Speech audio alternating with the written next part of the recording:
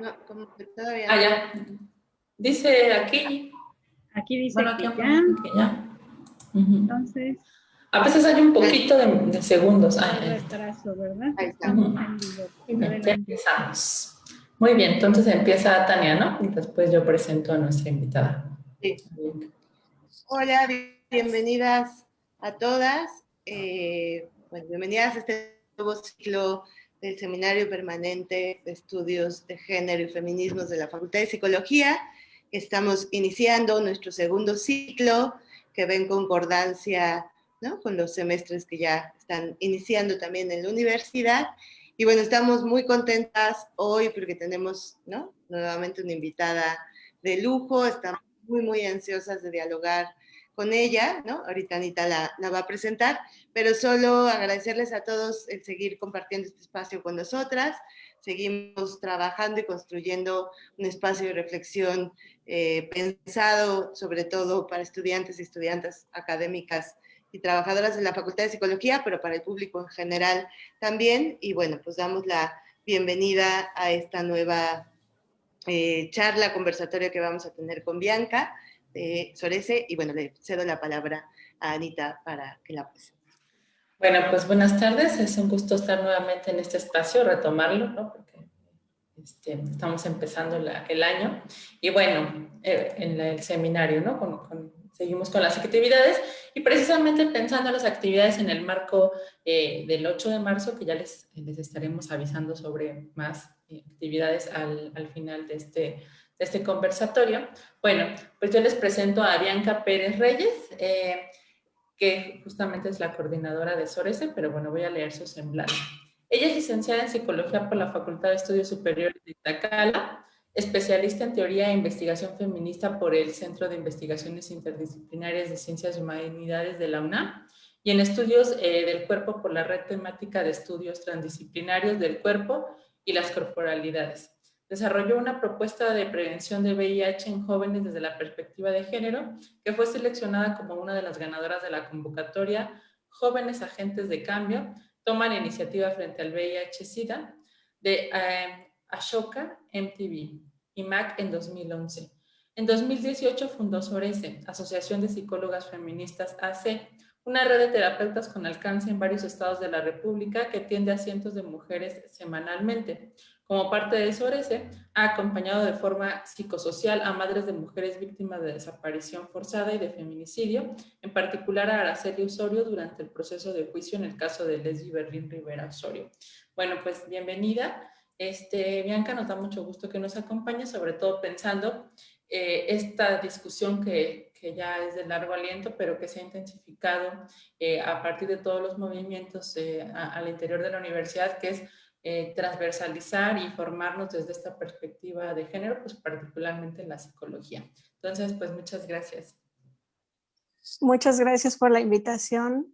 Estoy muy contenta de estar por acá porque considero muy importante que espacios como este que permiten hablar del feminismo desde otra postura, o sea, no nada más como posicionamiento político, sino también como un espacio en el que se tejen otras experiencias, saberes y pues un lugar que nos permite abordar situaciones que a lo mejor desde la psicología ya hay posicionamientos muy claros, teorías, miradas desde diversos lugares que permiten abordar estas situaciones, como son las que trata el acompañamiento psicosocial, es decir, las violencias estructurales, las violencias más extremas pues que a veces desafortunadamente se viven día a día.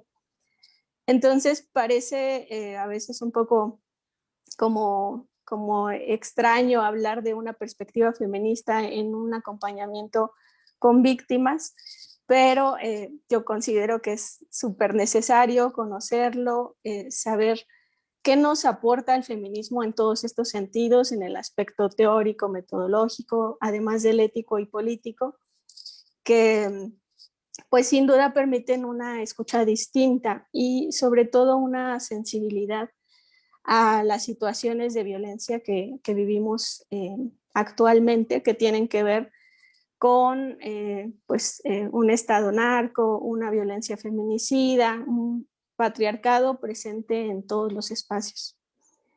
Entonces, pues les agradezco mucho por construir este seminario, por permitir que esto ocurra. Y pues voy a comenzar con mi presentación del día de hoy, que aborda precisamente la perspectiva feminista en el acompañamiento psicosocial. Si bien ambas perspectivas ya existen desde hace tiempo, es importante hablar de cómo se van tejiendo estos discursos y cómo podemos llevarlos justo a la práctica en este momento que se requieren tanto.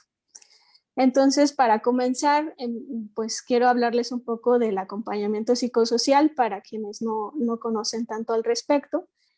Esta perspectiva construye un espacio de escucha, de diálogo, para abordar las violencias estructurales que viven las personas. Violencias graves como desaparición forzada, como la violencia feminicida o el desplazamiento forzado. En este sentido, el acompañamiento psicosocial constituye una postura política clara, o sea, en sí mismo es una postura política, porque fue creado para contrarrestar la violencia, contrarrestar las opresiones y la desigualdad. Entonces, este modelo parte de la psicología de la liberación en los 70s, un campo de investigación desarrollado en Latinoamérica en el contexto justo de las guerrillas, de las dictaduras, que surge para tratar de dar respuesta y estar a favor de los pueblos oprimidos, para que así pudieran liberarse de estas estructuras de opresión. Entonces, el acompañamiento psicosocial es heredero de esa escuela, mantiene un posicionamiento político claro, y esto quiere decir que no va a buscar adoctrinar, ni va a buscar que las personas solamente lleven su proceso de duelo hasta la aceptación de sus pérdidas o de estas violencias, sino que va a buscar que justo se puedan abordar y se puedan reconocer como problemas estructurales, es decir, saca estas situaciones de lo individual a la esfera de lo colectivo. Y tiene por esa razón muchos cruces con la perspectiva feminista, porque recordemos que en la perspectiva feminista está muy clara esta idea de lo personal es político. Entonces, en ese sentido, ambas miradas pretenden dejar de buscar en lo individual estas cuestiones que, si bien durante gran parte del siglo XX, la mayor parte de la psicología o de las críticas que se han hecho a las disciplinas, sí, como la psiquiatría, la psicometría y la psicología que se basa en el positivismo, nos decían que, pues que estas disciplinas habían sido empleadas por el capitalismo para, de alguna forma, obtener beneficios a su favor y no para la gente. Entonces, a través de la psiquiatría, por ejemplo, se generaron muchas ganancias económicas a las farmacéuticas, se fomentó el uso de medicamentos con estos intereses de fondo, y muchas transnacionales se dedicaron a investigar justo esas investigaciones que les convenían más y no necesariamente las que beneficiaban a la gente. Entonces, tanto desde el acompañamiento psicosocial como desde la perspectiva feminista, se ha cuestionado esto y se ha puesto pues bastante en jaque a la psicología tradicional. Vamos a revisar entonces cómo a partir de esas críticas surgen también las epistemologías y otras metodologías desde el feminismo que nos ayudan a entender y a tener una postura distinta en la producción del conocimiento. Es decir, saber que desde ahí, desde cómo se investiga, cómo se emplean las categorías, ya se están utilizando relaciones de poder. Entonces, en ese sentido, el acompañamiento psicosocial desde una perspectiva feminista retoma estas miradas epistemológicas, cuestiona estos saberes que se construyeron con esos intereses y va a buscar que esta construcción de conocimiento tenga como objetivo beneficiar a las personas y no beneficiar pues a la estructura, a que se siga replicando esta violencia o estas opresiones. Entonces, desde estas epistemologías se va a buscar romper con las dicotomías de análisis que desde esta mirada van a construir o van a constituir relaciones de poder. ¿A qué se refiere esto? A que en las dicotomías, cuando hablamos de masculino, femenino, blanco, negro, arriba, abajo, son categorías que describen dos extremos, pero no es simplemente el extremo, sino que entre ellos hay una relación de poder, es decir, el masculino está sobre el femenino, el blanco sobre el negro, y así van con significados que también las colocan en un orden específico. Entonces, desde estas epistemologías se cuestionan esas categorías, se cuestionan las dicotomías, la supuesta objetividad y neutralidad, porque como decía hace un momento, si hubo intereses económicos en que se investigaba, pues la investigación no tiene una postura objetiva o del todo neutra, ¿no? Ya se pretendía llegar a un resultado en particular con fines políticos. Entonces, se va a buscar que la psicología también trate de construir saberes libres de esa lógica capitalista, que sean saberes que sirvan para las personas y sobre todo en el sentido del acompañamiento, que se devuelva la escucha, ¿no? O sea, que desde esta mirada se vuelva a dar voz a las personas, es decir, que se salga de esa posición de saber poder en la que las terapeutas le tienen que decir a las personas qué hacer o cuál es la forma correcta, qué es lo normal o qué es lo no patológico.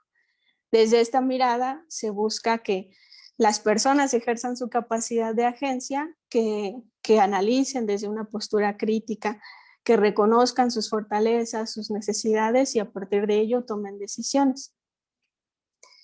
De esta manera es importante pues, destacar cuáles son estas propuestas metodológicas, de qué estamos hablando también como metodologías feministas y de algunos conceptos importantes que están vinculados a ellas. Conceptos que a lo mejor hemos escuchado ya desde hace tiempo, ¿no? como el concepto de la deconstrucción o el concepto de desmontaje, es decir, conceptos que nos permiten saber que vivimos en esta construcción social que tiene la capacidad de modificarse, es decir, salir de esos esencialismos que de alguna manera nos quieren mantener en la misma situación de opresión. Y desde esta postura crítica, hablar también desde de la desnaturalización, visibilizar las violencias, buscar que se resignifique y que se puedan construir otros mundos posibles, que es una de las ideas más importantes del feminismo. Entonces, cuando llevamos esta perspectiva al acompañamiento psicosocial, pues se va a buscar evitar la patologización, devolver la palabra a la persona, ¿no? O sea, en estos casos no nos ayuda a darle un diagnóstico y decirle cómo está, definir su situación a partir de la teoría, porque imaginemos un caso de acompañamiento, ¿no? No sé, la familia de una persona víctima de feminicidio o de desaparición forzada. No le va a servir absolutamente de nada que le pasemos un test, que le digamos, usted tiene este diagnóstico, porque el dolor es tan abrumador que no le va a hacer en absoluto sentido, ¿no? O muchos acompañamientos que yo he podido presenciar también se enfocan en favorecer únicamente el proceso de duelo. Y es una gran inconformidad que tienen las madres y las víctimas con instituciones como el ADEVI, como el CAVI, que a veces se enfocan en esto nada más, ¿no? Cuando hay un caso de feminicidio, se enfocan en que la madre viva el proceso de duelo, lo supere, llega a la aceptación y termina. Y por supuesto esto genera mucho más malestar en ellas porque es decir, como no voy a ir solamente a llorar a mi casa, no puede ser posible lo que pasó, yo necesito buscar justicia. El proceso legal es muy largo como para que me digas ahora que solo acepte mi pérdida. Y ahí contactan con la digna rabia. Y en ese sentido, la perspectiva feminista ofrece una ética que va más acorde justo a sus necesidades, porque va a ser una ética que permita escuchar el dolor y acompañar de una forma muy distinta. En este sentido, a mí me gusta pues retomar bastante el trabajo de Sara Ahmed en relación a la ética de la escucha del dolor, porque ella pues se sitúa y cuenta su propio proceso como persona que acompañó al dolor, ¿no? En este caso, ella es una mujer de ascendencia pakistaní que creció en Inglaterra y Australia, y su madre vivió durante muchos años con una enfermedad crónica que le causaba mucho dolor. Entonces, ante esta experiencia, Sara Ahmed se da cuenta que por más empatía que tenga, por más que ella comprenda el dolor que está viviendo su mamá, la empatía no es suficiente. La empatía no le ayuda a su mamá porque la empatía no es una esponja que absorba el dolor de la otra y entonces ella pueda descansar, ¿no? Entonces, ella en este sentido cuestiona o nos ayuda a tener una mirada distinta a la de la psicoterapia tradicional en ese sentido, porque dice, como no basta la empatía, entonces es necesario emplear otras emociones que pueden ser nuestras aliadas en esa escucha, y en ese caso nos va a hablar primero de la indignación. A mí me parece fundamental, y al menos en mi experiencia la indignación creo que ha servido muchísimo en este tipo de acompañamientos, porque una escucha indignada da un mensaje, no solamente acompaña, sino da un mensaje a la víctima, a la persona que está viviendo este dolor, de que es posible construir algo diferente, porque la indignación nos dice esto no debió haber pasado, esto está mal, es injusto, realmente es una situación que no debió existir. De manera que con la indignación le transmitimos a la persona el derecho a manifestarse, el derecho a estar inconforme con esa situación, a la rabia, a querer que haya justicia, más allá de solo llorar su pérdida, que también pues es parte del proceso y se necesita, pero en estos casos de violencias estructurales, la indignación es un recurso que ayuda a lo que sigue del proceso, porque sabemos que son procesos muy largos, hay procesos que conozco que llevan hasta 10 años, y la indignación permite contactar con esa fortaleza, permite que los músculos se tensen cuando es necesario, que se pueda gritar un ya basta cuando se requiere, y de esta manera podemos experimentar a esa emoción en el sentido político, ¿no? En una emoción que nos sirve, porque durante mucho tiempo y desde esta mirada de la ciencia positivista racional, se nos ha dicho que las emociones no deben estar presentes en estos espacios porque no son racionales, porque te hacen ser muy pasional, muy reactiva. Y justo el trabajo de Sara Ahmed nos permite analizar que no, o sea, que las emociones tienen un potencial político increíble, que las emociones son una forma también de vincularnos, de relacionarnos con las personas de formas distintas, y por eso podemos emplearlas como aliadas, en este caso, como parte de la postura ética y política de la escucha feminista.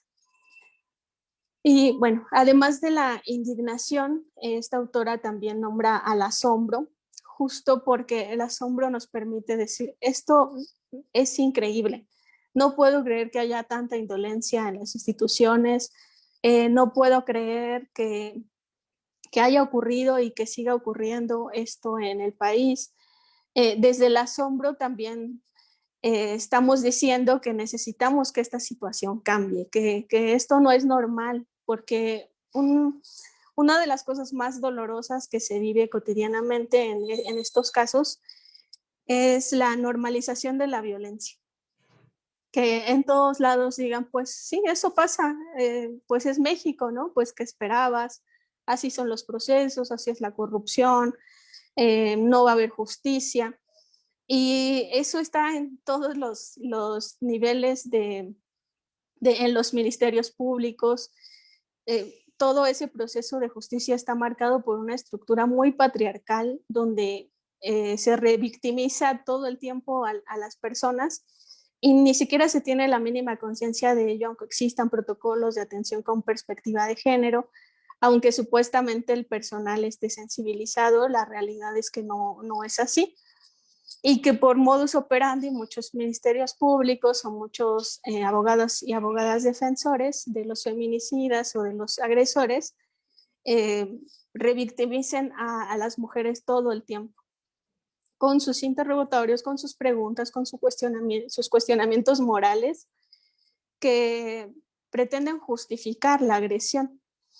Entonces, ante toda esta situación se requiere mucho del asombro para que a la persona que estemos acompañando le podamos transmitir que sí es necesario gritar, que se requiere de justicia, que es importante decir ya basta ante estas situaciones. Y esta autora, Sara Ahmed, además va un poco más allá de esto porque dice que también es necesaria la esperanza. O sea, sí, tenemos digna rabia, nos enojamos en el proceso, sabemos que esto es algo que no debe pasar y que rebasa, pero no basta estar enojadas, porque mantenernos solo enojadas también sería pesado, sería doloroso para nuestros cuerpos y sería pues algo que no nos permitiría avanzar.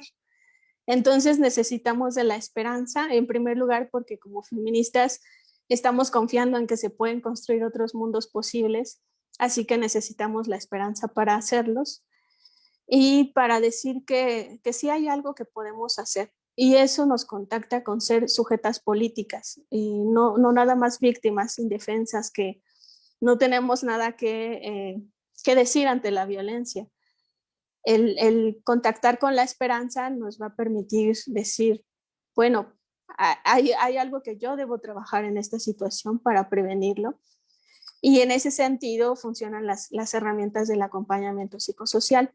Hacer un plan de seguridad, analizar cómo se construye estructuralmente ese problema, buscar tejer con la comunidad una respuesta que permita justo que la responsabilidad se comparta y ya no lo cargue solamente la víctima como un problema individual, como pues ya te tocó a ti y pues a ver cómo le haces con ese dolor, ¿no? Sino que es un trabajo comunitario, porque es una herida que daña a todas las personas que están alrededor de esa situación. Y además sabemos que simbólicamente deja un mensaje para las demás, ¿no? Como en el caso de los feminicidios, el hecho de que los cuerpos, una vez violentados y asesinados, se arrojen a la vía pública, es un mensaje para las demás. Entonces, el hecho de saber que hay un feminicidio, de ver las imágenes como todavía nos las reproducen en los medios de comunicación, nos deja ese miedo, nos deja esa herida que tenemos que trabajar colectivamente. Entonces, el acompañamiento psicosocial desde esta perspectiva feminista nos va a permitir colocar la responsabilidad donde se debe, ejercer la capacidad de agencia, es decir, que podamos promover y crear herramientas entre todas las personas que participamos en ello y sobre todo que se le devuelva la voz a las víctimas, no asumirlas como desde la lástima, solo ver su dolor y pensar que ya no son capaces de nada más, ¿no? Comprender que tienen recursos que pueden ejercer también la resiliencia, la resistencia y que ellas mismas se pueden convertir en defensoras, que también es parte de la experiencia, al menos que me ha tocado ver o acompañar. Y creo que es de lo más maravilloso de este trabajo, que justo se puede ver el proceso en el que una mujer se convierte en una sujeta política y empieza a hacer algo que propuso Audre Lorde hace unos años, que es asumir cuál es tu trabajo, ¿no?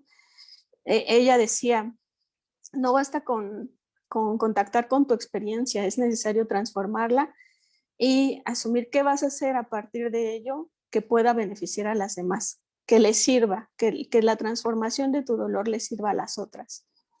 Entonces es maravilloso ver cómo en estos acompañamientos sí ocurre esta situación y se vuelve una acción muy potente justo para otras personas que están viviendo la misma situación y para prevenir y justo buscar que existan mecanismos de protección en los que el Estado se haga responsable y promueva cambios que beneficien a las mujeres y a todas las personas que viven estas violencias, porque lamentablemente no son exclusivas de las mujeres. En ese sentido, me gustaría compartirles un poco de mi experiencia ya personal en estos acompañamientos. En particular, el proceso que realicé con la señora Araceli Osorio en el juicio de Lesbi, porque fue un proceso muy significativo en el que se pudo ver cómo pues, la sororidad, cómo estas herramientas del acompañamiento psicosocial, un análisis distinto, una postura política feminista contundente, puede hacer que existan cambios importantes en la estructura social. Y en ese caso, en particular, hay un momento que me gusta compartir, porque sin duda fue un proceso muy tenso, de mucha revictimización, mucha violencia. Como sabemos, en el caso de Lesbi se declaró primero que había sido un suicidio. Se revictimizó a Lesbi en todos los medios diciendo que había consumido alcohol, que había consumido drogas, prácticamente que ella había sido responsable de todo y que se había suicidado. La UNAM como institución no colaboró para beneficio de la víctima en este caso, no se protegió el área donde ocurrió el feminicidio, no se realizaron las medidas pertinentes para una investigación justa con perspectiva de género y al contrario se mantuvo la revictimización. Entonces este proceso en el juicio es, pues hay que escuchar constantemente este tipo de argumentos, hay que escuchar los juicios, los cuestionamientos de las abogadas y abogados defensores que pues incluso llegaban a acosar a los testigos, a acosar a la madre y al padre de Lesbi, con actitudes sumamente violentas. Entonces, luego de varias semanas de este proceso, cuando llegó el día del fallo, pues ya había mucho cansancio, desesperanza por tanta indolencia. Pues la mayoría creíamos o no sabíamos si iba a haber justicia por cómo habían actuado también en ese proceso, aunque ya era el segundo juicio. Entonces, cuando el juez dice, pues hay que esperar una hora para el fallo, nos manda a salir de la sala. Y pues habíamos bastantes personas ahí, entre asociaciones civiles, centros de derechos humanos, estaban incluso representantes de la ONU, expertas de la Corte Interamericana. Y habíamos muchísimas mujeres y había un silencio increíble en la explanada de esos juzgados, todas cabizbajas, muchas llorando, principalmente la señora Ara, con la incertidumbre total de qué podía pasar y sin mucha esperanza en relación a la justicia.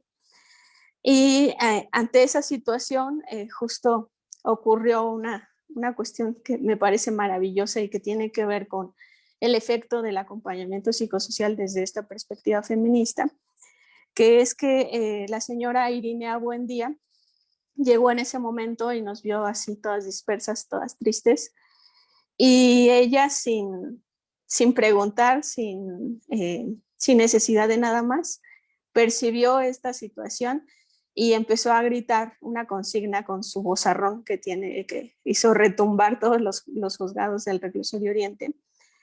Y simplemente gritó, no fue suicidio, fue feminicidio, y a partir de eso todas las que estábamos ahí nos levantamos, cada una de las madres del Observatorio Ciudadano del Feminicidio, empezaron a gritar otras consignas como si hubiera llevado una chispa hacia todas las demás, con su rabia, ¿no? Porque ella lleva ya 10 años de proceso en la búsqueda de justicia, y su rabia, esa exigencia de justicia para todas, se transmitió, y me parece que es una de las maneras que Sara Ahmed describe como vínculos feministas, como si podemos emplear estas emociones para construir algo diferente. En ese caso se construyó la esperanza a gritos en unos minutos.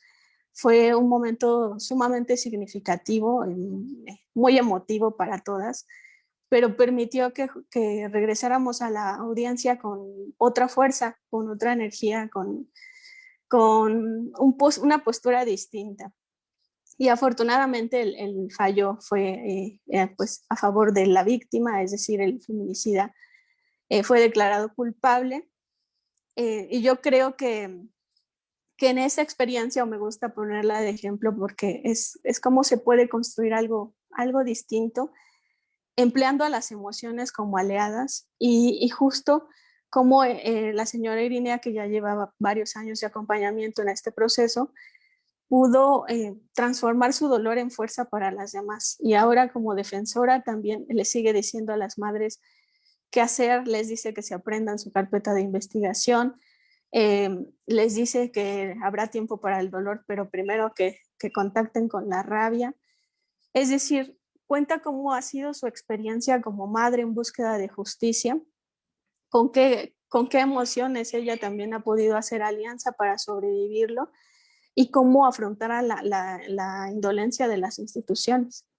Entonces, me parece muy significativo ahí, como si lo podemos analizar desde esta óptica feminista, sobre todo siguiendo el planteamiento también de las feministas negras, cómo la experiencia es un saber increíble, la experiencia personal se puede convertir en un conocimiento útil para las otras, y un conocimiento además transformador que permitió construir vínculos, que permitió construir resistencias, y que además los efectos de ese juicio los vemos todavía en relación a que ahora hay una fiscalía especializada para atender el feminicidio, atendida justo por la abogada de Lesbi en ese entonces, Sayuri Herrera, y muchos cambios que han surgido a favor de las mujeres a partir de ese evento que se hizo muy mediático, que estuvo fortalecido todo el tiempo justo de la mirada feminista y de la sororidad y la alianza entre mujeres para tejer un mundo distinto. Entonces, bueno, así quise cerrar mi participación. Quedo abierta a las preguntas, sé que es un tema en el que podemos hablar muchísimo y compartir muchas experiencias, pero bueno, es importante también escuchar qué piensan del otro lado. Muchas gracias, Bianca. No sé si haya preguntas ya en el chat, bueno, en el chat estoy viendo, pero en el Facebook, que también las pueden hacer directamente, ¿no? Quienes estén participando. Más bien como decir si tienen alguna participación que quieran. Yo nada más diría, pues muchas gracias por lo que nos has venido a compartir. Nos moviste el corazón de muchas maneras, ¿no? Y hablando así entre profesionales también, pero con todas las deudas que tenemos de la disciplina para lo que hay que resolver de este pobre mundo tan dolido, ¿no? Entonces, pues muchas gracias. Nada más, entonces le damos la palabra a Tania, le pidió la palabra, y si gustan ir alzando la mano, exacto, para que podamos ir haciendo una lista. Gracias, chicas. Muchas gracias. O, si quieres, Libertad primero y luego yo. Quieren. Va, adelante. Una se siente tan en casa en estos espacios que es como estar echando el café, muchachas. Bueno, es rápido. Yo más que una pregunta quiero expresar mi admiración por Bianca, porque pues justo ella es la autora intelectual de este paraíso al que yo pertenezco y colaboro, que es Sorese. Y no lo digo de dientes para afuera, sino lo digo con la profundidad de lo que nos compartiste, Bianca, porque me parece que cuestionar la forma en que hacemos psicología es algo que varias hemos hecho a lo largo, pues ya de décadas. Ya nos da la vida para hablar de eso. Y porque es bien importante reconocernos en estos espacios y seguir aprendiendo de estos discursos, compartirnos las autoras, hablar de las estrategias. Y pues justo como decía Ligia, o sea, yo conozco tu discurso porque lo he escuchado otras veces y no deja de asombrarme la capacidad que tienes para ser una joven activista, una joven defensora, pero además una joven psicóloga que tiene tanta brillantez. Entonces no quería irme sin decir eso. Es muy conmovedor cómo transmites la experiencia de acompañar a Ara y pues eso tenemos, ¿no? Quienes hacemos este trabajo y hemos estado en la lucha, que conectamos con esto y se nos vuelve algo que no para. Entonces, qué rico, Bianca, escucharte y muchas gracias, compañeras, por posibilitar estos espacios. Eso quería decir. Muchas gracias, Liber. Un abrazote. ¿Yo?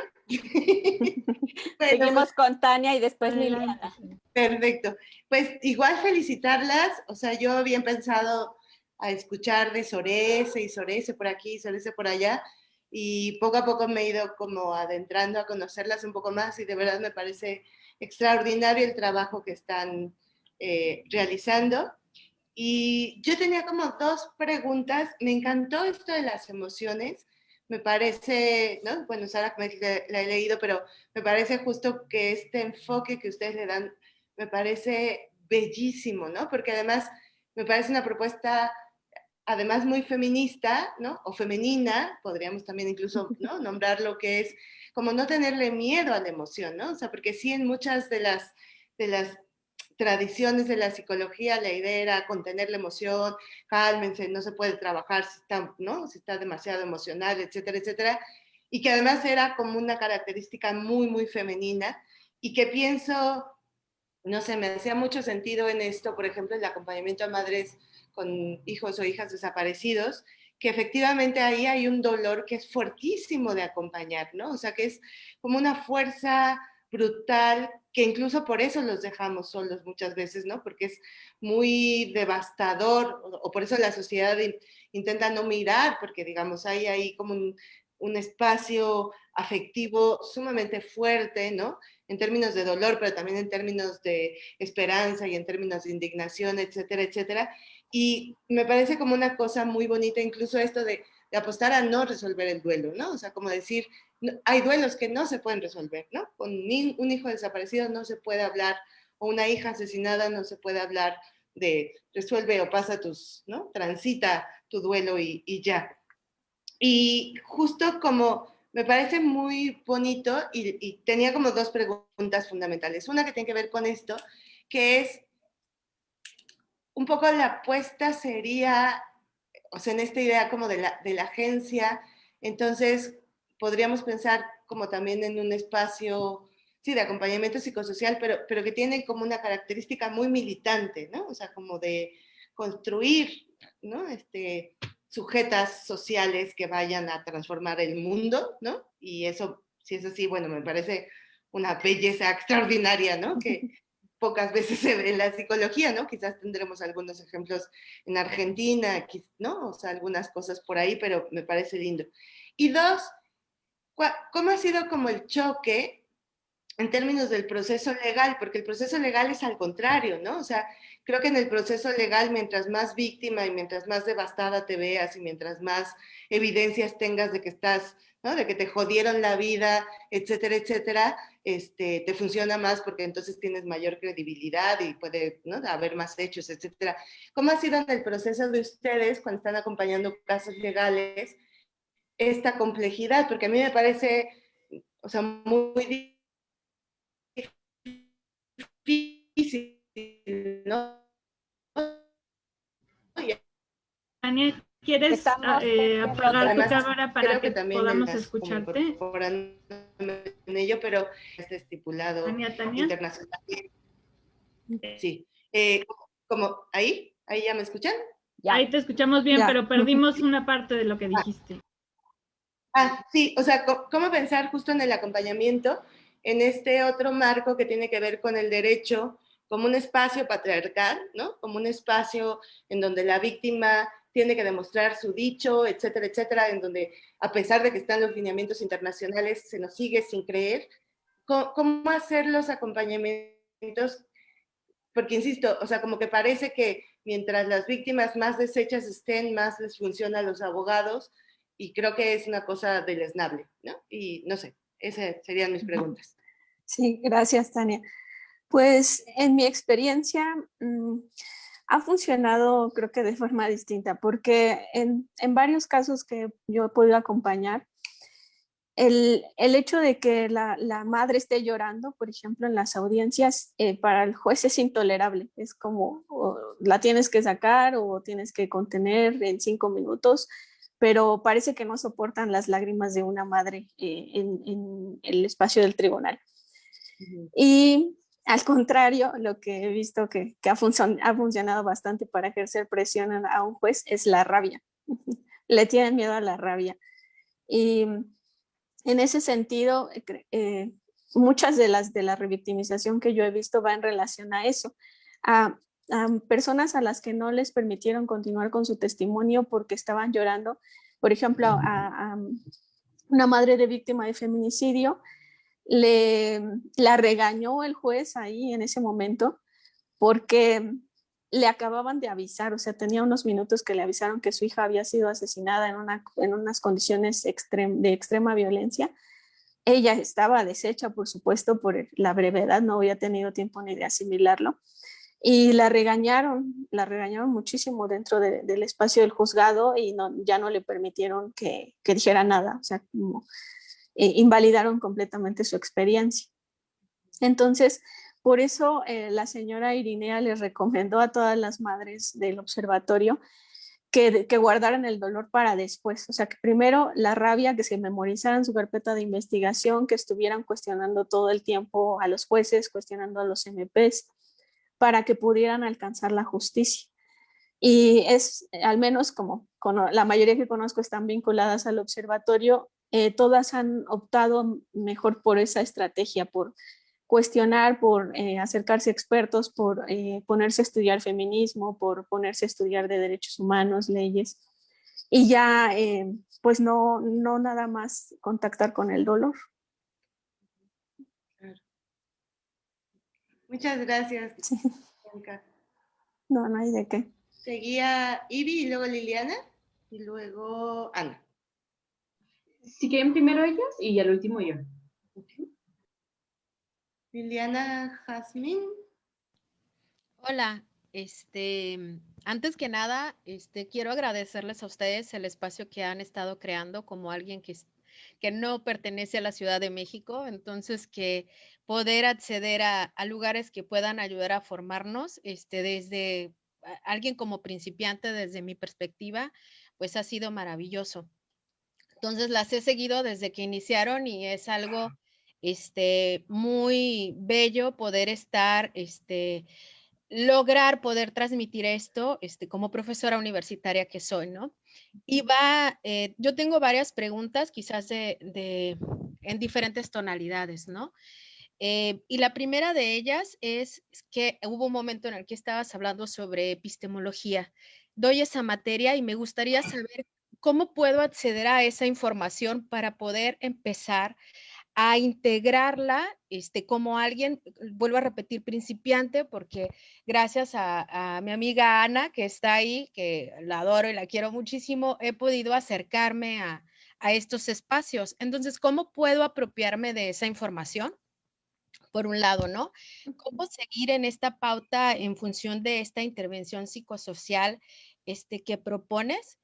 Y cómo entender como psicóloga para poder transmitir precisamente a mi población que comprendan esta subjetividad, esta delicadeza, esta compasión que de alguna manera acompaña, ¿no? Y no solo a mis alumnas, sino también a mis alumnos, que de alguna manera pareciera que van despertando y que es importante desde los espacios en los que estamos. Y la tercera sería, a ti, Bianca, como psicóloga, ¿cómo cuidas de ti?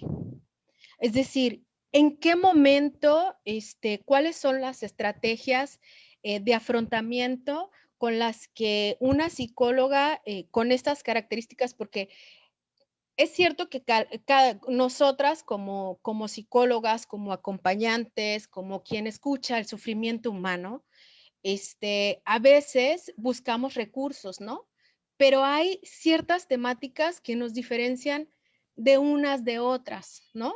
Entonces, al escuchar, hubo un momento en el que la verdad se me puso la piel chinita cuando contabas tu historia. Coincido, se me salieron las lágrimas porque es muy impactante poder escuchar a través de tu voz. Incluso todavía sigo emocionada, pero ¿cómo cuidas de ti? ¿Cómo llevas una vez que escuchas todo esta parte? Porque no es sencilla y creo que es importante que también se pueda transmitir esta promoción del autocuidado, ¿no? Porque ante la rabia, ante la frustración, y me encantó la palabra rabia digna, ¿no? Ante esta expresión de emociones en donde la vulnerabilidad se vuelve nuestra fortaleza, principal para poder seguir en este mundo y sostenernos, ¿no? En ella, a través de esa compasión. ¿Cómo? O sea, ¿cuál sería ese tip, si lo puedo englobar desde ahí, ¿no? Para poder también invitar a las demás psicólogas o psicólogos que se están formando y que también empiecen ese autocuidado, ¿no? Porque pues también duele, escuchar duele, nos mueve, sufrimos, y de alguna manera trastoca no solo esta parte que hasta ahora estoy intentando integrar algo que es una consigna muy, muy continua, ¿no? Lo de lo personal es político, porque de alguna manera como principiante, pues aún mis esquemas se están moviendo y a veces también caemos en esas prácticas, pero a su vez también está como esta sensación de poder entender el mundo, ¿no? Desde esta perspectiva. Gracias. No, gracias a ti. Pues yo creo que lo más importante es ver el autocuidado como colectivo.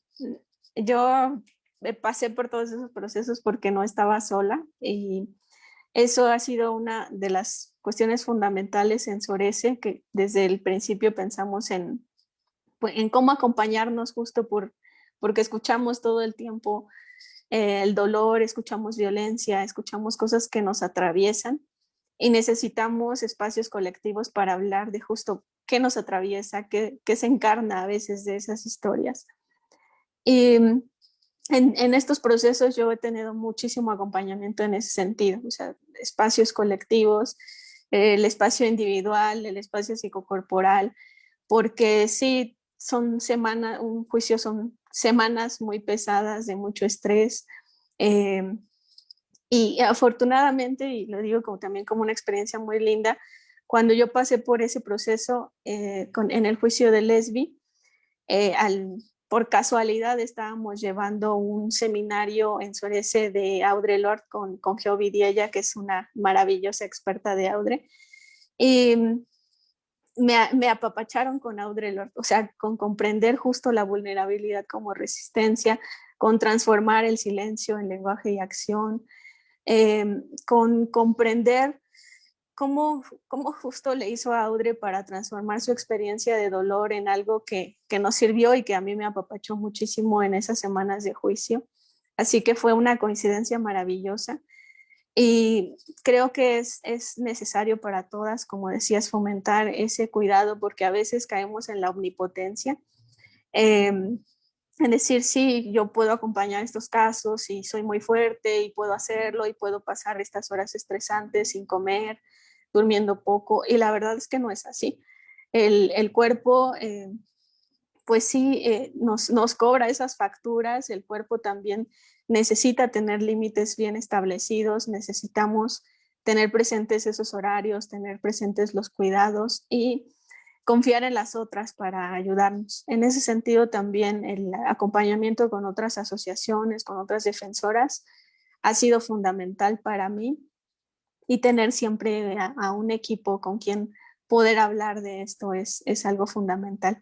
Sobre tus otras preguntas sobre cómo sensibilizar, yo ahí rescato también justo esta parte de las metodologías feministas de la necesidad de poner el cuerpo.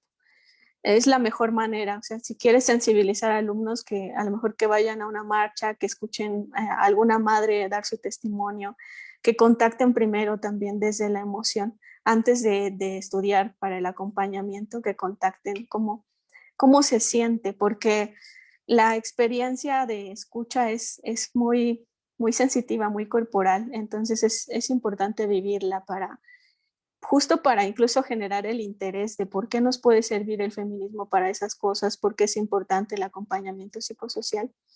Y eso me lleva a la primera, eso sobre las epistemologías. Pues la UNAM justamente tiene mucho trabajo al respecto, manuales increíbles sobre epistemologías y metodologías feministas editados por el SAGE y también la formación del diplomado en este tema. Así que ahí pues encontrar también bastantes recursos para seguirlo trabajando. Muchísimas gracias. No hay de qué. ¿Ivy? Sí, bueno, es que iba a leer las del Facebook y ya luego yo tengo una pregunta, pero para no acaparar la palabra, primero digo las de Facebook y luego me vuelvo a formar, ¿sale? Te mandan muchísimos saludos. Betsy Ruiz dice, qué conmovedor lo que cuentas, gracias por compartirnos tu conocimiento y experiencia. Transformar su dolor en fuerza, ¿no? Cita un poco lo que acabas de mencionar. Maris Escudero nos dice, gracias por la ponencia, y pregunta si le podemos colocar el nombre del libro que recomendaste al inicio y qué otro material recomiendas sobre psicología feminista. A lo mejor y también después los podemos como subir, si estás de acuerdo, como los nombres en la página, ¿no? Y si algunos hay en PDF, pues los podemos ahí colocar. Alexandri Lía Paricio dice, gracias por tu experiencia, Bianca. Mónica Bustamante, qué importante escuchar, nos. Piden que se quede grabado porque te quieren volver a escuchar. Erika González nos dice, anteriormente salió una convocatoria para voluntarias del acompañamiento y nos pregunta si volverá a salir. Claudia Moreno nos dice, Bianca, eres un ejemplo y una persona que hace cosas ordinarias de manera extraordinaria. Muchísimos comentarios muy bellos. Muchas gracias. Sí, el libro que mencioné al principio es La política cultural de las emociones de Sara Ahmed. Y para empezar a estudiar psicología feminista o psicoterapia feminista, me gusta mucho el de Ellas cambiaron la psicología de Elsa Guevara, que historiza todo este proceso y da pues justo los puntos importantes que hay que seguir en esta perspectiva para iniciar y empezar a estudiar a muchas más. ¿Qué otra cosa se me fue? Se me fue de las últimas preguntas. Sobre el voluntariado. Acabamos de cerrar justo la convocatoria, entonces quizá hasta dentro de unos 2 o 3 meses se vuelva a abrir otra.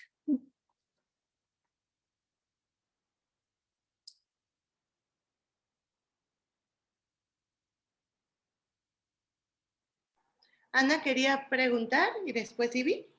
Ah, sí, no, Ivy, ¿no quieres plantear tu pregunta primero? ¿De verdad? Ah, bueno, gracias. Bueno, pues muchas gracias nuevamente, Bianca, por aceptar la invitación. Yo conocía, ¿no? Yo conocía justamente esta asociación pues, por diferentes medios, pero después también tuve conocidas que trabajaban ahí Y bueno, hasta que finalmente tomé ahí un curso y ya establecí pues contacto más directo con Bianca. Y en ese sentido tengo algunas reflexiones y preguntas. Uno es justamente la importancia que tiene todo el conocimiento generado por las mujeres al interior de la psicología y que es invisibilizado, ¿no? Y creo que ahí por eso es muy importante la epistemología feminista y lo que acabas de hacer de un recorrido por estas genealogías, ¿no? Desde el diplomado del SAGE, ¿no? Con nuestras queridas Patricia Castañeda, Norma Blázquez, Elsa Guevara, ¿no? Como hacer ese reconocimiento, porque muchas hemos estado formadas en esos espacios. Y la epistemología, que justamente cuando uno estudia psicología y después se pasa a estos espacios porque no encuentra respuestas, pues es una deconstrucción del conocimiento, ¿no? Es complejo desde esta idea de neutralidad, de cómo escribes en primera o en tercera persona, ¿no? En psicología siempre es alejarse, cuando, ¿no? Alejarse del sujeto, del objeto de estudio. En clínica es no pongas tus emociones, la resonancia tiene un efecto negativo, ¿no? Esta idea de resonancia o de contratransferencia es negativo. Cuando, ¿cómo puedes utilizar tu propia experiencia y como tú dices, transformarla para acompañar? Creo que eso es muy importante y que desde estos espacios o desde esta psicología clínica feminista o psicosocial, este acompañamiento es muy importante. La resonancia tiene un lugar fundamental. En ese sentido, no sé si tú, bueno, aunque ya nos hablaste de ello, como conceptualizarla, ¿no? Porque se nos dice, sobre todo para quienes nos están acompañando estudiantes en la facultad, de esta impronta tan fuerte en psicología clínica de tú debes de poner al margen, ¿no? Tú te debes de poner al margen, si te resuena es que algo está pasando, tal, pero te debes de alejar, no tienes que ser objetivo, ¿no? Tienes que ser objetiva, esta idea de neutralidad que se ha más bien replanteado desde la epistemología feminista. Entonces, esos como aspectos, ¿no? En la psicología tradicional, y yo estoy hablando de la de corte clínico, pues por justamente mi propia formación y porque mucho el acompañamiento, creo que hacen falta herramientas desde lo que tradicionalmente se da desde esta perspectiva clínica, ¿no? Y con todos los enfoques que pueda haber, creo que tiene más concordancia tal vez con algunas terapias postmodernas, pero bueno. ¿Y cómo es que, a mí quisiera que también nos compartieras, cómo es que decides hacer esta asociación? ¿Cómo inicias esta asociación? ¿Quiénes te acompañan durante este momento? ¿Cómo defines estas políticas tal vez de horizontalidad, ¿no? En esta asociación, y de horizontalidad no solamente entre tú y las que te acompañan, que ya nos hablarás sobre ello, quienes colaboran ahí, sino también en el acompañamiento psicológico, que eso es fundamental, ¿no? Con esta perspectiva feminista hay una idea de horizontalidad que tú acabas de retomar, de no eres tú quien va a decir qué se tiene que hacer con esta idea de experta, ¿no? Sino la idea es justamente acompañarnos, y eso es también clave. Quien define sus propios objetivos a trabajar en la consulta individual, ¿no? Es también quien va, ¿no? Le devuelves ese lugar de agencia y de sujeto a quien consulta. Creo que eso también es básico. Entonces, a mí me gustaría que hablaras sobre todo de estos temas tan importantes, ¿no? De esta idea de objetividad, de neutralidad y de cómo decides iniciar este camino. Muchas gracias. Gracias, Ana. Pues yo considero que es muy importante situarse, y en ese sentido el hecho de que SORECE sea SORECE, Asociación de Psicólogas Feministas, nos ayuda a establecer que de antemano tenemos un posicionamiento político y tratamos de dejarlo claro tanto en la entrevista inicial como ya en las sesiones de terapia, de qué se trata, por qué estamos hablando de una perspectiva feminista, justo qué es la horizontalidad. Pero también en estos años que ya llevamos como SORECE nos hemos dado cuenta que es importante no romantizarla, porque si bien se busca justo que exista la horizontalidad en el proceso, finalmente como terapeutas tenemos una función, tenemos que cumplir un objetivo y tenemos que seguir herramientas y postulados de nuestra formación. Entonces, en ese sentido es dejar claras esta perspectiva, que vamos a promover la capacidad de agencia, que se va a buscar que la persona tome sus propias decisiones dentro del proceso, que nosotras como terapeutas también somos personas, no somos robots, sentimos, a veces hay cosas que nos mueven, hay momentos en donde podemos compartir alguna experiencia, pero no se trata solo de una charla donde cada parte va a compartir sus experiencias nada más, ¿no? O sea, también en ese sentido se reafirma que tenemos que emplear las técnicas pertinentes, realizar nuestra labor desde las diversas perspectivas, porque en Sorese no solo se trabaja desde las miradas postmodernas, también desde una postura crítica al psicoanálisis, desde la humanista, la gestalt. El único enfoque que no tenemos son los conductuales, precisamente por esta quizá contradicción epistemológica que pudiera haber de fondo ahí, y es el único enfoque que tratamos de evitar. Pero hacemos este encuadre de esta manera muy política, y justo afortunadamente, como es parte de nuestro nombre, el posicionamiento feminista, las personas que llegan de alguna forma es lo que esperan, están en sus expectativas, que sea un acompañamiento así y que no sea patologizante, que no sea extremadamente directivo. Entonces, bueno, en ese sentido creo que ayuda situarse y dejarlo muy claro desde el inicio. Y sobre cómo surge Sorese, ahí también es como otra parte entre personal y política, porque justo yo pasé por una experiencia de cáncer en fase 4, un año antes de Sorese, y en ese proceso también tuve la fortuna de leer a Audre Lorde, Los diarios del cáncer, precisamente, y Audre invita mucho a que una asuma su trabajo, que pueda decir qué quieres hacer a partir de tu experiencia doliente, cómo la quieres transformar. Entonces, en cuanto yo me recuperé, abrí una convocatoria para quien quisiera hacer conmigo primero terapia grupal desde este enfoque feminista, que fuera justo para personas que no tuvieran posibilidad de pagar una terapia individual, es decir, por cooperación voluntaria prácticamente, y acorde a sus necesidades y a lo que fuera surgiendo en el grupo. Y así fue como inició Sorese. O sea, empezamos como viendo qué se podía hacer en esas medidas al inicio. Después, cuando empezamos a ofrecer terapia individual al menor costo posible también, por socioeconómico, buscar todas las formas para que fuera accesible. Por ejemplo, desde el inicio hubo la opción para terapia online, aunque antes no era tan común como en estos tiempos pandémicos, pero tratar de que la psicoterapia fuera accesible y se pudiera transformar en una herramienta súper clave y necesaria, porque nosotras iniciamos justo en el contexto del Me Too, donde empezaron a visibilizarse muchas violencias y empezaron a crecer bastante los feminicidios. Entonces creíamos que era un arma política de resistencia para estas situaciones.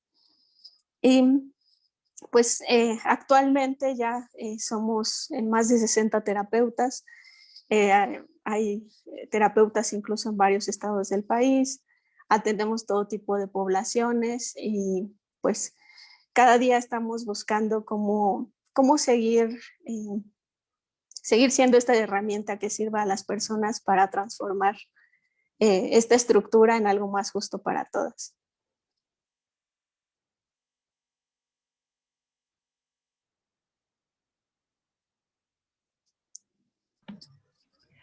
Ahora sí iba yo, ¿verdad? La pregunta. Bueno, la verdad que yo estoy muy emocionada y muy agradecida, Bianca, porque estés acá.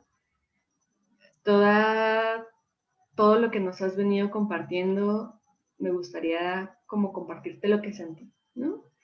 Y que era como esta posibilidad de escucha y acompañamiento muchísimo más real, ¿no? Que cuando pensamos el acompañamiento y la escucha desde un lugar neutral, que es la forma en cómo nos enseña la psicología, ¿no? Pienso, ¿no? Todo lo que podemos leer de acompañamiento psicosocial nos recuerdan que hay que ser neutras, ¿verdad? No neutras. Que no tiene una cabida nuestras emociones, que no tiene cabida el mostrarnos como personas humanas, y que pareciera ser, ¿no? Que no estamos ahí sintiendo, que no estamos teniendo esta posibilidad de reflexionarnos, incluso nosotras, al estar ahí, ¿no? Y en particular creo que se me quedó en la cuerpa cuando hablaste de la indignación y la rabia. Y pensaba en la potencia de la indignación y de la rabia, como tú lo decías, ¿no? Para movernos. Y para movernos, además, desde una clave colectiva. Y eso me pareció tan aclarador para mí, que inevitablemente cuando lo decías, yo pensaba como, a lo mejor el feminismo nos facilita, ¿no? Teóricamente, vivencialmente, el poder reconocer que nos instalamos ahí y que podemos hacer algo productivo desde ahí. Productivo para nosotras, ¿verdad? No para el sistema. Pero pensaba como, ¿cómo ha sido tu experiencia? Sobre todo porque sé que has acompañado a muchísimas mujeres como en su salto para atreverse a hacer esto. ¿Cómo le has hecho? ¿Qué herramientas has construido para cambiar esta mirada así como tan radical de entender cómo podemos estar? Porque no nos enseñan, ¿no? O sea, creo que esta parte que tú lo dices me resonó tanto, porque yo lo aprendí en los procesos de acompañamiento y en las mujeres que también me han acompañado a mí, ¿no? ¿Qué herramientas has construido? Porque pensaba que esta experiencia que tú tienes en conjunto con tantas compañeras tuyas nos puede abrir a muchísimas como la mente para saber cómo podemos hacer esto, ¿no? Cómo podemos acompañar para desde ahí llevarnos en una indignación colectiva, en una rabia colectiva, para estar ahí, ¿no? En estos espacios, defendiendo nuestros derechos, defendiendo nuestros espacios, habitando el mundo, ¿no? Entonces, si pudiéramos como compartirnos, yo creo que para mí, y estoy muy segura que para algunas amigas, esto sería como algo maravilloso, porque estoy segura que tú y tus compañeras, ¿no? Han tejido algo ahí que para las demás personas sería maravilloso conocerlo. Sí, gracias. Pues ha sido muy complejo en ese sentido, porque yo pienso a Sorese también como un cuerpo colectivo, o sea, a veces nos duele lo que escuchamos y nos duele así, ¿no? O sea, se llega a hacer cuerpo, ¿no? A somatizar el dolor de la escucha. Y creo que las herramientas que hemos encontrado en ese sentido es hablarlo y tejerlo con el feminismo más que con la psicología. Es la verdad, ¿no? Para ser honestas. Porque en los feminismos encontramos justo muchas herramientas que recuperan la vulnerabilidad y la resistencia, o sea, desde Butler, desde Audre Lorde, Angela Davis, Bell Hooks, teóricas que justo han estudiado mucho cómo le hacemos para resistir a un mundo que no fue pensado para nosotras. ¿Cómo le hacemos para no dejarnos entonces no dejarnos por esa desesperanza? Y cómo hacerle para seguir viviendo a pesar de que en cada espacio, sobre todo en los ámbitos de justicia, eso no esté presente. Entonces creo que ha sido pensarlo así desde una resistencia, ¿no? Una resistencia política, y por eso es tan importante la indignación, porque es ponerte en esa postura de yo no voy a dejar que esto pase nada más así, no voy a dejarme caer en el dolor, no voy a dejar que solo que esa opresión o que esa desigualdad me siga llevando, ¿no? Si hay algo que podemos hacer.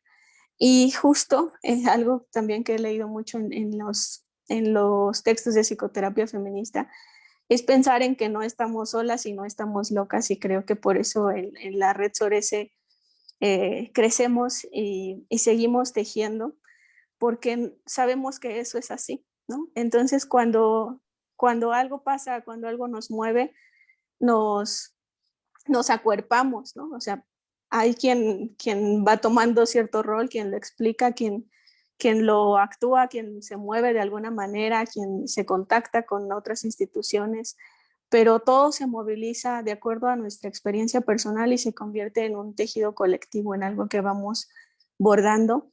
Y así, por eso el dolor no se siente tanto, porque nos sentimos como un grupo en resistencia. Por eso está un poco más cercano a la parte política. Y si bien para ya las sesiones, sobre todo de psicoterapia individual, sí está más marcada como la base teórica de cada una, yo creo que para el acompañamiento psicosocial y sobre todo en estos espacios de juicios, de lucha por la justicia, ahí hablamos como de otra cosa, ¿no? Ahí hablamos sí justo más de un activismo, hablamos de una construcción colectiva que además se teje en algo mucho más grande porque es con otras asociaciones, con abogadas, con sociólogas, con otras profesionales de las que se teje esa multidisciplina y nos permite entonces siempre tener una mirada distinta y una mirada que sigue aprendiendo todo el tiempo, porque el mundo sigue siendo desafiante para todos.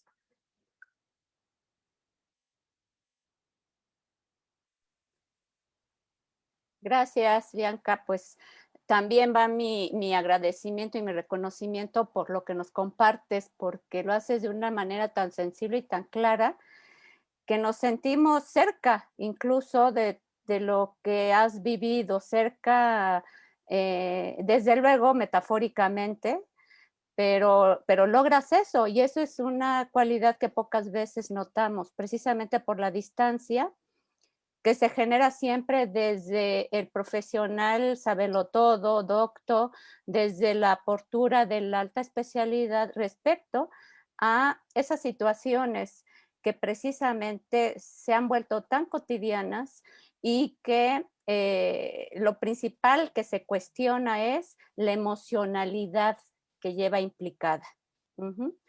Entonces, como parte de todo ello, señalaste también algo que me parece relevante. Todo me parece relevante, pero algo que desde mi punto de vista es un reto, y es cómo logran construir la esperanza en un entorno tan adverso, en contextos tan violentos o tan desesperanzadores.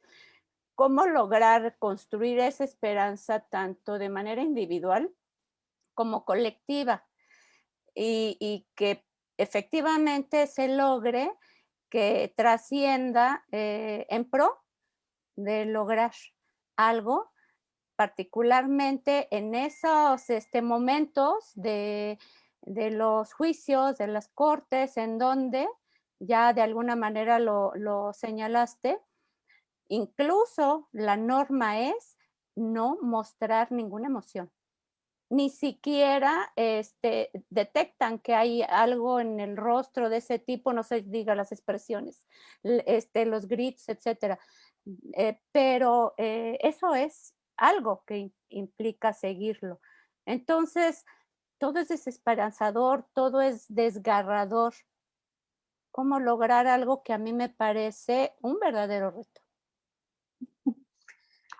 Yo creo que a través, en gran parte, de la rebeldía, porque es no dejarse completamente y por eso ayuda tanto la indignación a nutrir como esa energía que falta justo en la desesperanza, ¿no? Porque la desesperanza lleva de cierta forma a la indefensión y la indignación al contrario, se siente corporalmente como una forma de defensa. Entonces creo que ahí también es una experiencia muy subjetiva mía, o yo lo he sentido así.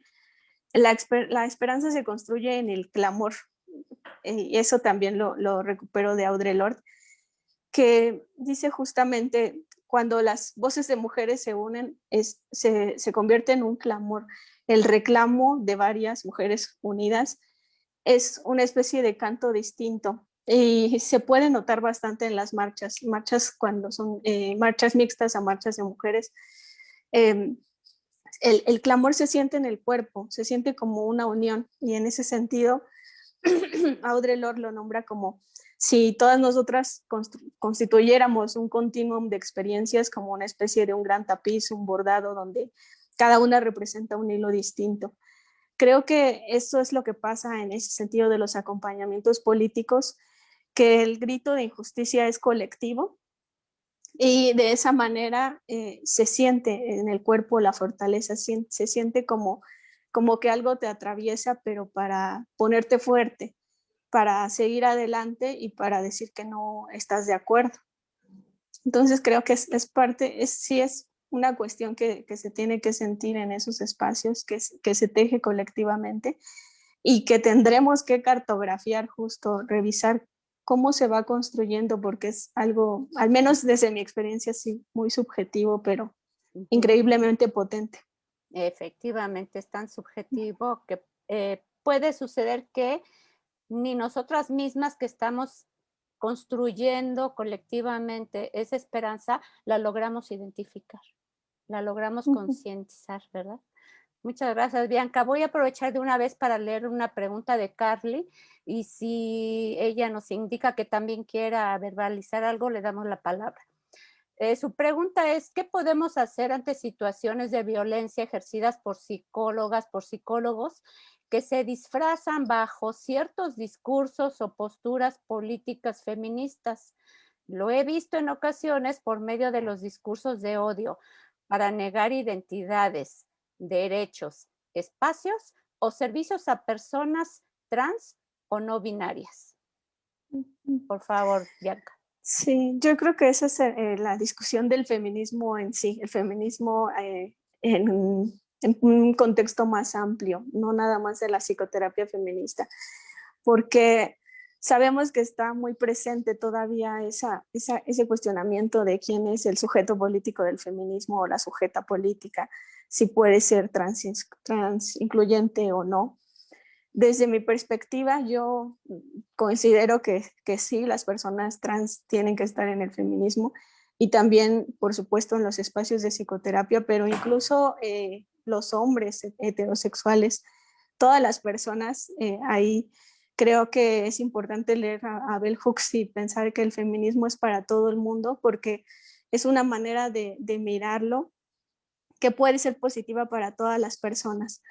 Entonces yo no creo en la exclusión de nadie para estos espacios y considero que al contrario aporta porque responsabiliza a cada persona de lo que tiene que hacer si queremos que el mundo cambie. Gracias, Bianca. Y bueno, por el momento no noto otra pregunta, pero nos solicitan en Face si pueden contar con los títulos de los libros que ha señalado. Entonces, pues, si posteriormente nos das esa información y desde ahorita decirles a todas quienes nos están solicitando que los anotaremos. Ahí en el Face los anotaremos de tal manera que puedan tener acceso a ello. Y hay otra pregunta. Si Hortensia, hay también dos preguntas en Facebook. Las tiene esta Ivy. Ok, ahorita nada más digo otra pregunta y vas, Ivy, para leerlas. Preguntan si ustedes dan terapia individual y grupal. Sí, justo este mes estamos abriendo los espacios grupales.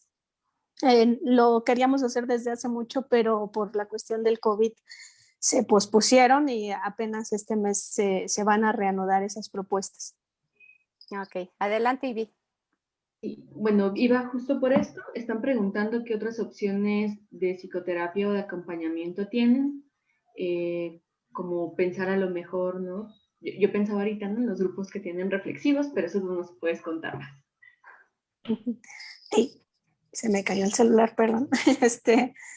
Tenemos todo tipo de terapia, o sea, terapia individual, infantil, de pareja, familiar. Estos grupos que estamos abriendo, hay algunos reflexivos, como decías, específicos, enfocados en las relaciones afectivas. Tenemos otro para masculinidades, otro específicamente para depresión y ansiedad y para violencias también en general. Estamos por abrir otro sobre violencia sexual, sobre sexualidad y otro sobre violencia obstétrica.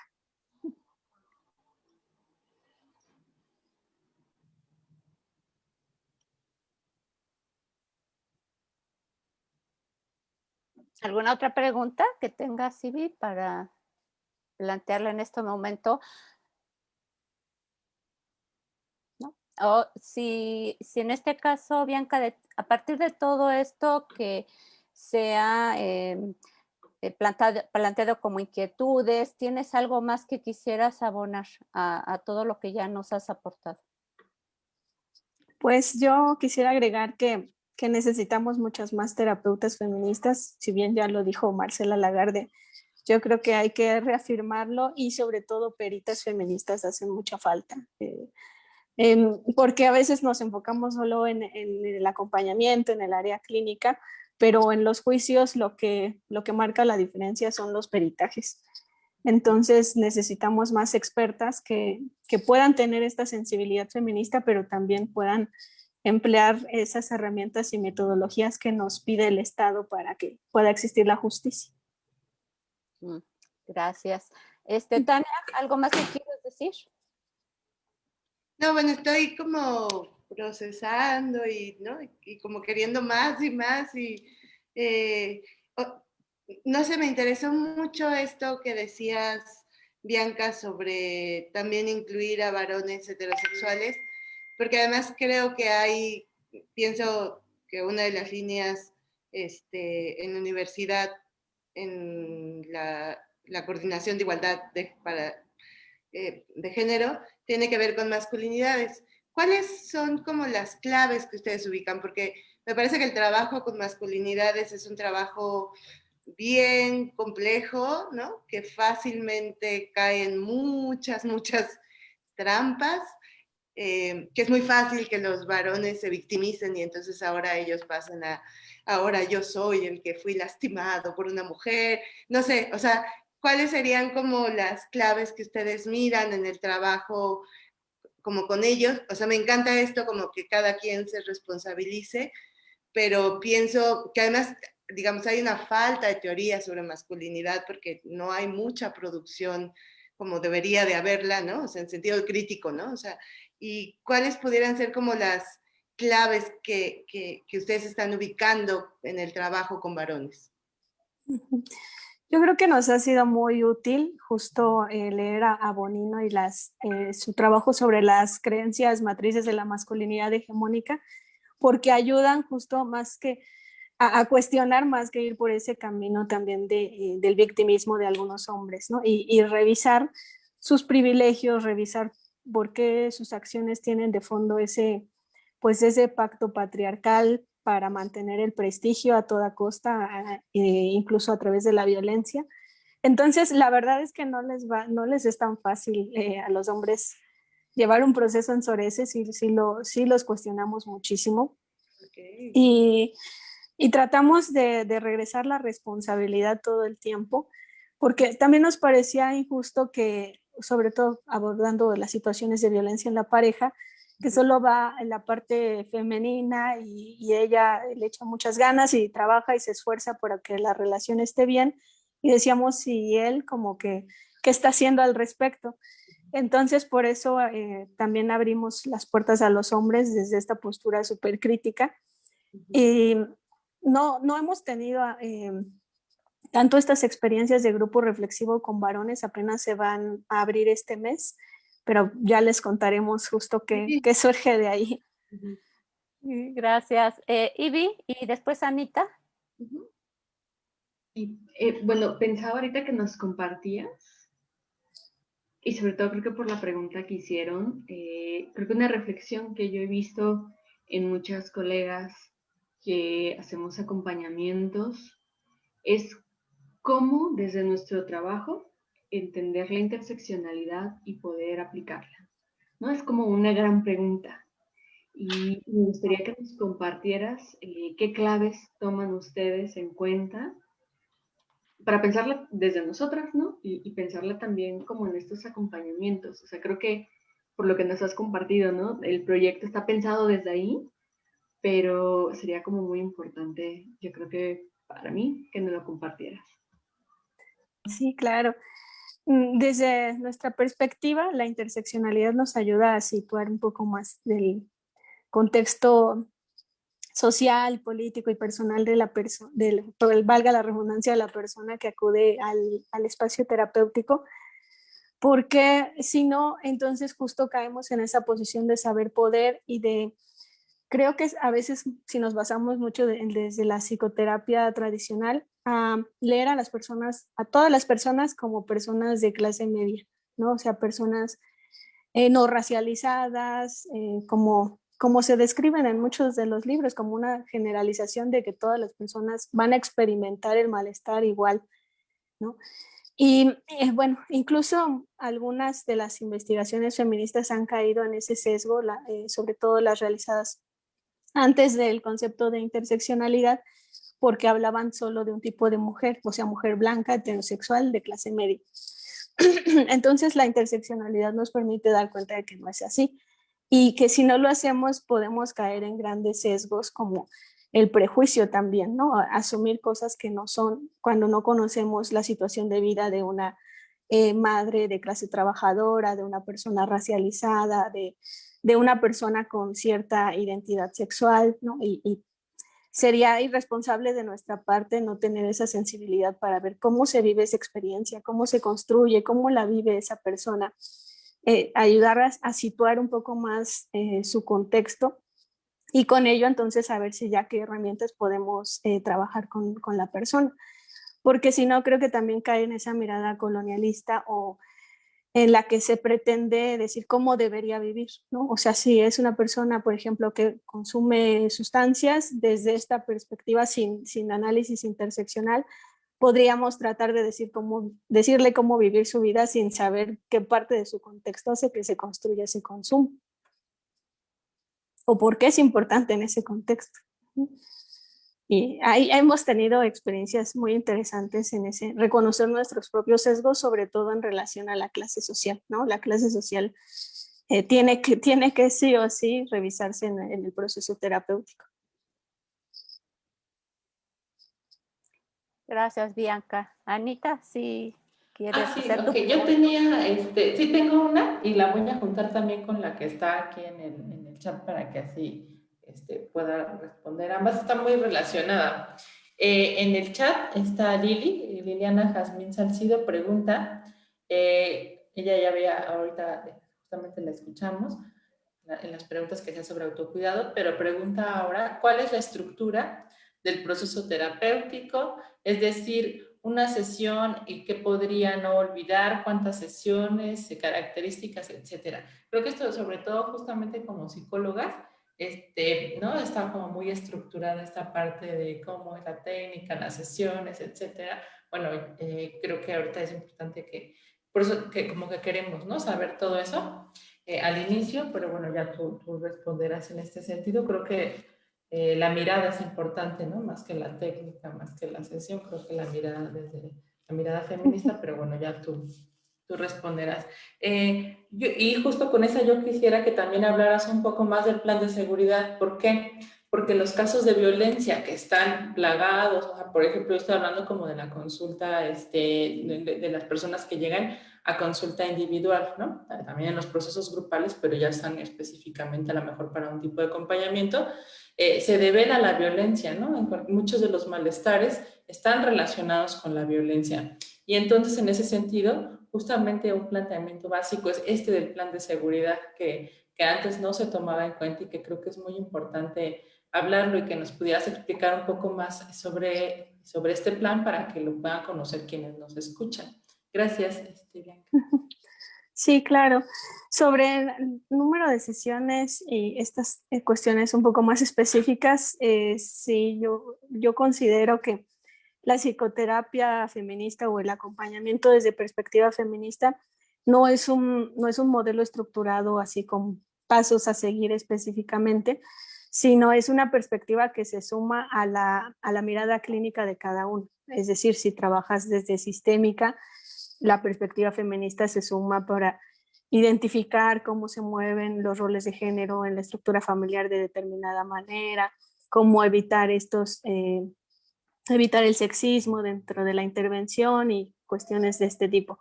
Desde el psicoanálisis será desde una forma diferente, quizás retomar más a las psicoanalistas feministas que el psicoanálisis ortodoxo. Es decir, con cada perspectiva va a haber ciertas particularidades. Y en SORES específicamente no definimos número de sesiones para las consultantes, es parte del acuerdo entre ellas y las terapeutas que se defina cuándo ya terminó el proceso, cuándo se han cumplido los objetivos específicos y es momento de cerrar, pero en ese sentido es muy variable. Y la otra pregunta sobre la seguridad. Ese es un tema que no, bueno, seguimos trabajando, es algo que no termina, sobre todo porque la pandemia nos ha visibilizado ciertos aspectos que no habíamos problematizado antes, ¿no? Por ejemplo, la seguridad incluso en los procesos online, ¿no? Muchas veces pensamos como que es un espacio seguro, un espacio donde no puede haber situaciones que se ponga en peligro la integridad de la persona, pero nos hemos topado en estos meses con experiencias donde eso se empieza a ver como algo distinto, ¿no? O sea, situaciones en las que a veces la terapeuta está dando la sesión pensando que la persona está sola y resulta que el agresor estaba ahí escuchando, tratando de ver qué decía la terapeuta como para ir en contra de ella, ¿no? O sea, situaciones muy específicas que no habíamos pensado porque si bien en el espacio físico hay otras medidas, perdón, otras medidas de seguridad o es un espacio que cuidamos mucho, cuidamos entre todas para que estemos al pendiente, hay personal que está revisando que las cosas estén bien todo el tiempo, hay un registro de quién entra y quién sale y a quién hay que tenerle otras medidas de seguridad por su situación, ¿no? Porque atendemos a defensoras de derechos humanos y a personas que viven una situación de riesgo mayor en otros aspectos. Entonces tenemos ciertos lineamientos establecidos para esos casos, pero en el trabajo online es algo que apenas estamos pensando en cómo llevar más seguridad a estos procesos, no confiarnos de más por la cuestión de la pantalla y seguir buscando que esa seguridad también se construya colectivamente, tanto con las consultantes como con todo el personal de SORES. Adelante, Tania. Gracias, Bianca. Yo sigo y sigo preguntando, pero bueno, hablaste hace ratito de un concepto que me llamó mucho la atención, que es la idea de desmontaje. ¿Podrías referir un poquito de qué se trata? Sí, sí, el desmontaje se refiere a cuestionar de cierta manera cómo están establecidos ciertos procesos, ciertas cuestiones estructurales, ¿no? Podemos, por ejemplo, desmontar cómo funcionan ciertas prácticas de revictimización en los espacios de justicia y ahí utilizar el otro concepto, empezar a develar cómo funciona cada uno, o sea, como desarmar, visibilizar y que entonces la persona a la que acompañamos tenga conciencia de cómo funcionan, pero no para normalizar, sino para, no sé, dar cuenta de cómo el patriarcado está metido en cada uno de esos engranajes, por así decirlo.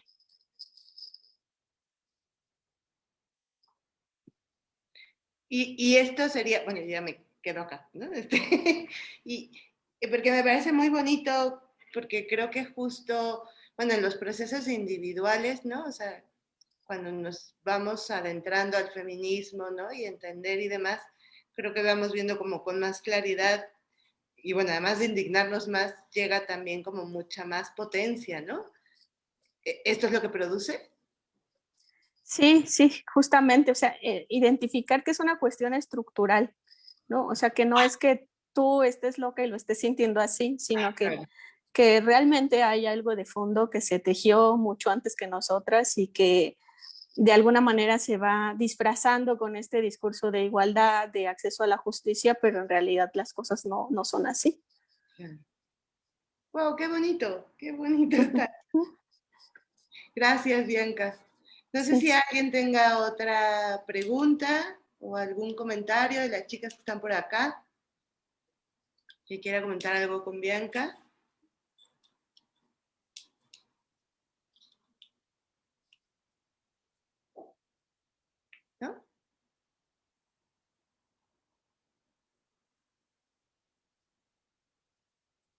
Yo soy muy preguntona. Sí, bueno, no sé si en Face tengamos alguna otra.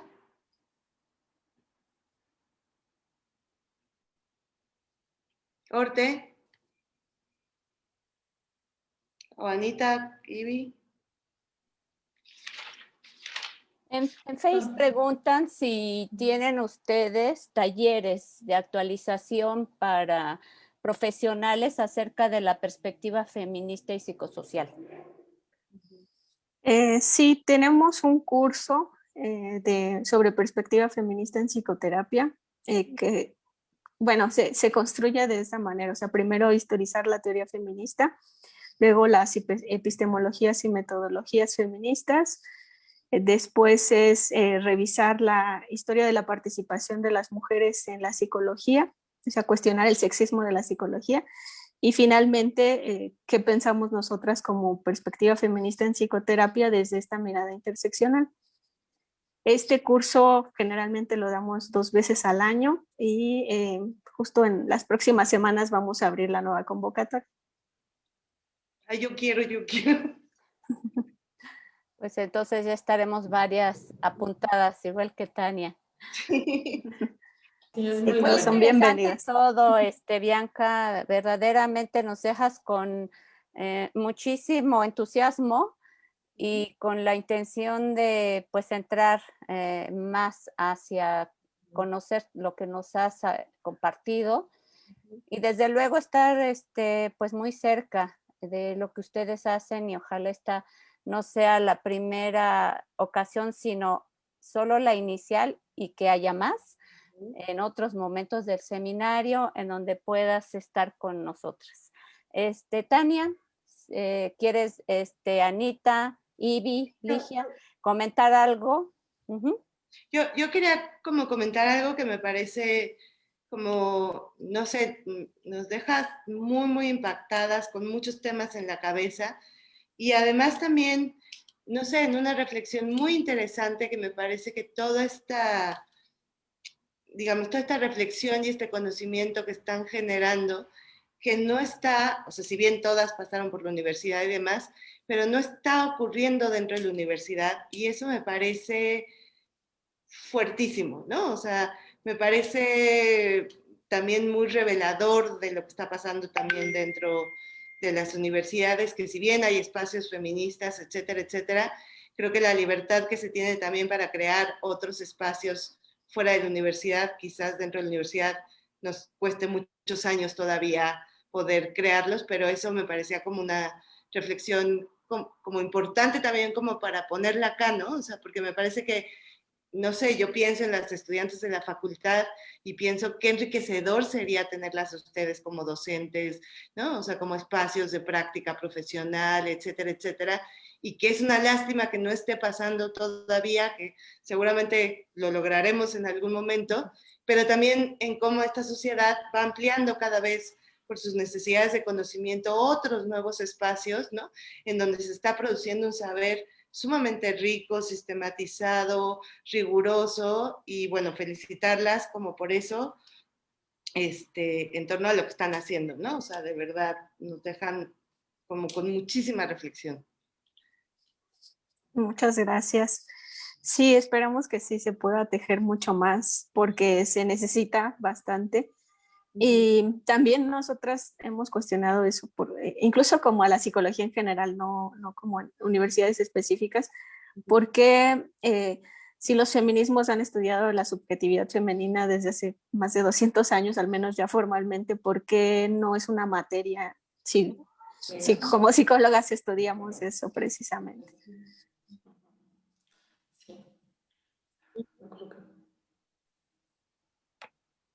No sé si quiero dar a alguien el aviso sobre las actividades. Bueno, además de agradecer ahorita, yo reitero mi agradecimiento, Bianca, a Sorese, ¿no? Porque sé que estás tú, están muchas, como vimos ahorita, compañeras, ¿no? Psicólogas que hacen su trabajo ahí día a día y que han generado esta comunidad epistémica además, ¿no? Eso es muy bonito.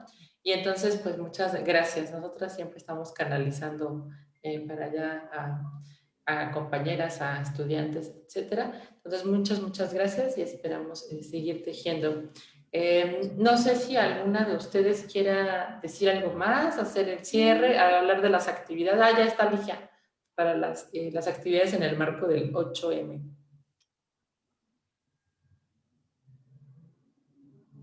Parece que no. Tú que tienes la voz, Anita. Sí, pues, ya lo... Aquí estoy. ¿Ya? Perdón, Okay. sí, estoy teniendo algunos problemas de conexión, pero queríamos de una vez anticiparles, invitarlas todas para el día 11, que es dentro de 8 días. Tenemos organizado en el marco del 8 de marzo, que es el Día Internacional por los Derechos de las Mujeres, un conversatorio justo en esta tónica de hablar de la formación de los y las profesionales de la psicología en torno a la perspectiva de género y los feminismos, ¿no? Es un tema que nos interesa en la universidad, que se ha estado discutiendo, que se ha puesto sobre la mesa la necesidad de que, pues, en general, en las distintas facultades, en las distintas escuelas, esté abordándose esta perspectiva, pero en psicología es indispensable también, ¿no? Entonces, quisiéramos escuchar a partir de este conversatorio distintas experiencias, distintas ideas, distintas reflexiones que hayan surgido en torno a en dónde, bueno, de dónde pueden venir las ideas para una formación, ya sea como asignaturas o como una perspectiva transversal, etcétera, a lo largo de las licenciaturas. La Facultad de Ciencias Políticas, por ejemplo, que ya tiene implementadas algunas estrategias, de la Facultad de Filosofía, que también tiene algunas estrategias. Entonces, tendremos un conversatorio con académicas y con estudiantes de las distintas facultades y nos van a acompañar justo para hacer esta reflexión colectiva. Entonces, creemos que va a ser muy enriquecedora, muy valiosa.